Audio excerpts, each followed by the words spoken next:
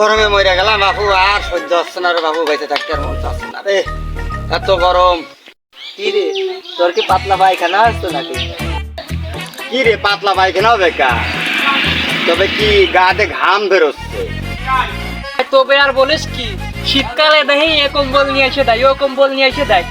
এই গরমকালে তো গা ঘামটিয়ে থাকে, প্রতিবার না এসে যে এসিটা নাও তা কেউ কবি না। হ্যাঁ, তোর বোধহয় এত গরম কে? মাঠে কাজ করে খাতে পারি না, বাড়ি গাঁও বাসার কতদিন খাবি? পেটির পাশাত খাবা তুমি? হ্যাঁ, তোর জমিদার হয়েছে। সবই তো ঠিক আছে রে বাবু, তুই বুঝিস নে, এখন শীতের কাপড়, পোশাক আশাকের কাপড়ের দাম কম, এখন 3-4টে সোয়েটার কিনতে হবে, আর এই শীতকাল গেলে চলে আসলে আর দাম বেশি হয়ে যাবে রে, কি কব আর। যাই 2-3টে শীতের কম জামা কাপড় কিনে আসি। যা যা যা, এখন কিনে তুলি, শীতকালে ছোট হয়ে যাবে না। যা সাইডে বাজনা বেশি পড়ে যাবে না। পাবে না বেড়ানি লোক, এত বেড়ান খাটালি কাজ হবে না, কাজ করিয়ে খাও গিয়ে। পড়তেছিল একটু ফুটা কয়েছি, তো সবাই ফুটা দিয়া দরকার। যাই হিন্দু সেজেই যায়।